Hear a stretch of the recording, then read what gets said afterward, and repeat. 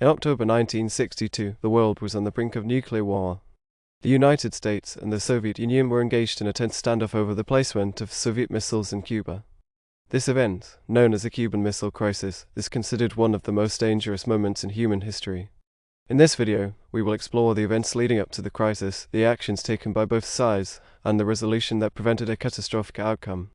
Historical footage of the Cold War era, including images of John F. Kennedy and Nikita Khrushchev.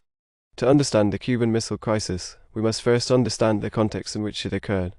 The Cold War, a period of political and military tension between the United States and the Soviet Union, had been ongoing since the end of World War II. Both sides had developed nuclear weapons, and the threat of a nuclear war was ever present. Images of nuclear weapons, mushroom clouds, and Cold War propaganda. In 1959, Fidel Castro came to power in Cuba, overthrowing the U.S.-backed government of Fulgencio Batista. The United States was concerned about the spread of communism in the Western Hemisphere and saw Castro as a threat. In response, the U.S. imposed economic sanctions on Cuba and attempted to overthrow Castro's government. Images of Fidel Castro, U.S. President John F. Kennedy, and U.S. military operations in Cuba. In 1962, the Soviet Union saw an opportunity to gain a strategic advantage over the United States.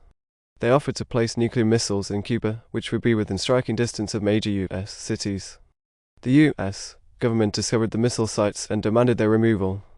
Images of Soviet missile sites in Cuba, U.S. surveillance photos, and maps of missile ranges. A stage was set for a dangerous confrontation between the two superpowers. In the next segment, we will explore the actions taken by both sides during the crisis. When the U.S. government discovered the Soviet missile sites in Cuba, President John F. Kennedy immediately convened a group of advisors known as the Executive Committee of the National Security Council, or EXCOM. They debated the best course of action and ultimately decided on a naval quarantine of Cuba to prevent further Soviet shipments of missiles. Images of President Kennedy and the EXCOM U.S. naval ships blockading Cuba and U.S. military preparations. The U.S. also began a massive military buildup, including the deployment of nuclear-armed bombers to bases near Cuba. Kennedy also issued a public warning to the Soviet Union, demanding the removal of the missiles and warning of dire consequences if they were not removed. Images of U.S. military preparations, nuclear-armed bombers, and Kennedy's public address. The U.S. also engaged in secret negotiations with the Soviet Union, offering to remove U.S. missiles from Turkey in exchange for the removal of the Soviet missiles from Cuba. These negotiations were kept secret from the American public and were a crucial factor in resolving the crisis. Images of U.S. and Soviet negotiators, maps of missile locations, and historical footage of Kennedy and Soviet Premier Nikita Khrushchev. The U.S. was prepared to use military force if necessary, but Kennedy and his advisors were aware of the risks of a nuclear war. In the next segment, we will explore the actions taken by the Soviet Union during the crisis. The Soviet Union's decision to place nuclear missiles in Cuba was a bold move intended to counterbalance the U.S. nuclear arsenal and gain a strategic advantage. When the U.S. discovered the missile sites, the Soviet Union initially denied their existence. Images of Soviet Premier Nikita Khrushchev, Soviet missile sites in Cuba, and historical footage of Soviet military operations. However, when the U.S. imposed the naval quarantine of Cuba, the Soviet Union began to send more ships carrying military equipment and supplies to Cuba. They also prepared their military forces for a possible U.S. invasion. Images of Soviet military preparations, Soviet ships carrying military equipment, and maps of missile ranges. Khrushchev also engaged in secret negotiations with Kennedy, offering to remove the missiles from Cuba in exchange for U.S. pledge not to invade Cuba and the removal of U.S. missiles from Turkey. These negotiations were a crucial factor in resolving the crisis. Images of Khrushchev and Kennedy, maps of missile locations, and historical footage of Soviet military operations. The Soviet Union was prepared to use military force if necessary, but Khrushchev and his advisors were aware of the risks of a nuclear war. In the next segment, we will explore the resolution of the crisis and its aftermath. The Cuban Missile Crisis lasted for 13 tense days, from October 16 to October 28, 1962. The world watched as the two superpowers engaged in a dangerous standoff that could have led to a nuclear war. However, through a combination of diplomatic negotiations and military posturing, the crisis was resolved without a shot being fired. Images of Kennedy and Khrushchev, historical footage of the crisis, and maps of missile locations.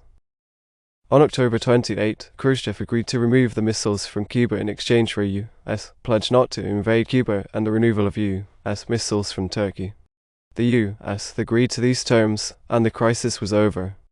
Images of Khrushchev and Kennedy, maps of missile locations, and historical footage of the resolution. The resolution of the crisis was a major victory for Kennedy and the U.S. government. It showed that the U.S. was willing to stand up to the Soviet Union and defend its interests, while also demonstrating the importance of diplomacy and negotiation in resolving international conflicts. Images of Kennedy and U.S. government officials, historical footage of the resolution, and maps of missile locations. However, the crisis also highlighted the dangers of nuclear weapons and the need for arms control and disarmament. In the next segment, we will explore the aftermath of the crisis and its impact on the Cold War. The Cuban Missile Crisis had a profound impact on the Cold War and international relations. It marked a turning point in the Cold War as both the U.S. and the Soviet Union realized the dangers of nuclear war and the need for arms control and disarmament. Images of nuclear weapons, Cold War propaganda, and historical footage of the aftermath. In the aftermath of the crisis, both the U.S. and the Soviet Union took steps to reduce the risk of nuclear war. The two superpowers signed the Limited Test Ban Treaty in 1963, which banned nuclear weapons testing in the atmosphere, underwater, and in outer space. Images of the Limited Test Ban Treaty, historical footage of nuclear weapons testing, and maps of missile locations. The crisis also had a lasting impact on U.S. foreign policy. It led to a shift towards a more cautious and diplomatic approach to international relations, as well as a renewed focus on arms control and disarmament. Images of U.S. foreign policy, historical footage of U.S. government officials, and maps of missile locations.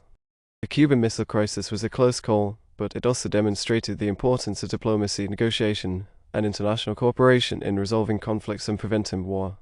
It remains a powerful reminder of the dangers of nuclear weapons and the need for continued efforts towards disarmament and peace.